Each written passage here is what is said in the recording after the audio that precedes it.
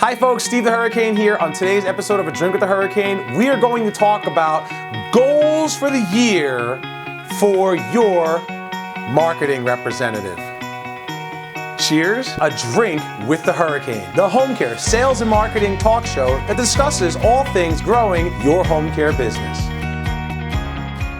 We have a marketing representative working for our company. Now, first and foremost, when it comes to hiring a marketing representative, I don't recommend you hire somebody to do full-time marketing until your business is a seven-figure business.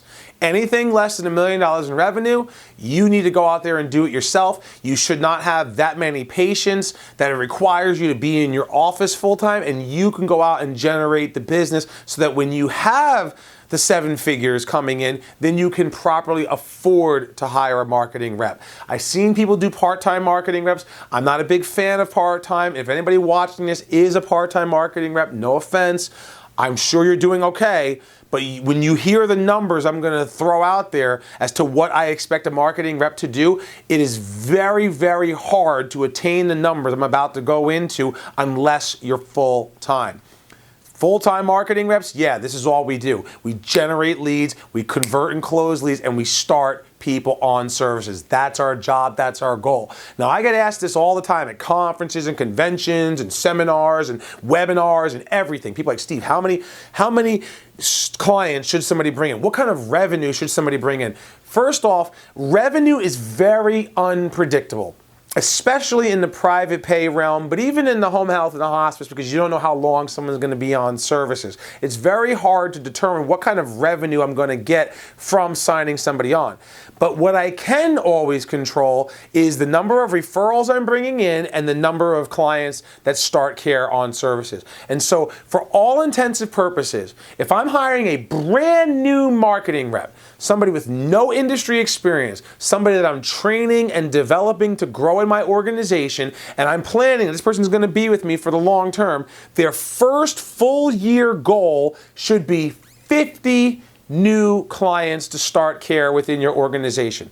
And think about it this way. It takes a good 3 months to get established. You're not going to get many referrals in the first 3 months, if any. Anything that comes in the first 3 months is gravy, icing on the cake, cherry on top of the sundae, whatever you want to call it. It's luck of the draw.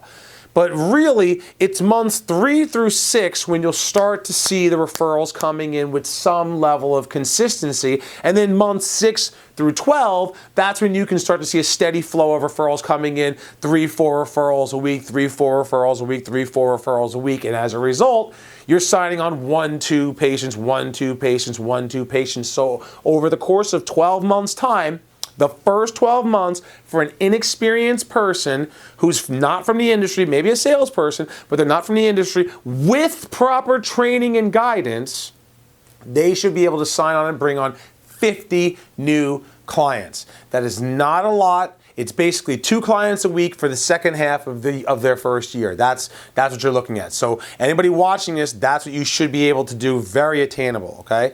Now, from the full-time marketing person with experience or my seasoned reps, and I love seasoned reps. Seasoned reps, they're people who you've worked for a company for 2 or 3 years. You're seasoned. You should easily be able to sign on and bring in 100 new clients in a year. Now, I know it sounds crazy, 100 clients. Put it this way, if you have a 40% conversion ratio, now 40% conversion ratio is high. The industry average is around 33%. So 40% represents what the leaders are doing. But a 40% conversion ratio, 100 clients, that means that they have 240 referrals in a year. And you think 240 referrals, that's a lot of referrals. No. If you're a seasoned marketing rep, that means that you have experience, you have connections and contacts, and you probably already have referrals coming in. All I'm asking you to do is to be able to, essentially do your job and bring on 4 to 5 referrals every single week. If you bring it, just think about it, do the math, right? It's 52 weeks in a year. So if you bring on 4 referrals every single week, that's going to give you 208 referrals in an entire year. Now we're going for 240, so there's your 5 some weeks, 4 other weeks. 4 to 5 referrals every single week? Yeah. With a full-time marketing effort as a seasoned person, you should be able to do that. And if you are doing that, then I know I can sit here confidently and say if you bring in 240 referrals in the next 12 months, you will, by default, sign on and start 100 new clients, because that's the goal, 100 new clients. Now, what is that? That's 8 clients a month. That's 2 clients a week. That's 96 clients a year, right? 8 clients a month. So you're a seasoned marketing rep. You should be able to bring in 8 clients in a month, in a year. 8 clients in a month, 9,600 clients in a year. If you're an owner who hired a marketing rep who's seasoned from outside, from outside my office, I brought them in, this is their first year with me, but they've been around for 5, 10 years marketing, they should bring in 100 clients in a year. Now, when should you have a discussion of somebody, if I'm concerned, if they're underproducing? Marketing rep seasoned, no less than 75. If you're a full-time marketing rep and a person is seasoned, they got to bring in at least 75 clients, otherwise they're not pulling their weight. The salary that we're paying this person does not cover the expenses.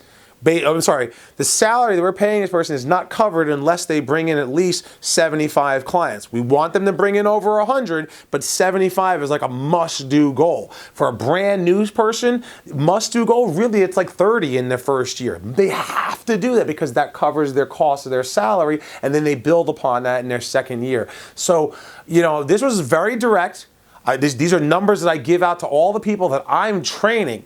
If you hire somebody and they're not able to do these numbers, before making a decision, if you think that the right person, invest in training them to be able to do these numbers, because these are standard numbers that people should be able to do. But if they don't have the proper training and guidance, it's hard to hold people accountable to these numbers. So I just wanted to share that with you.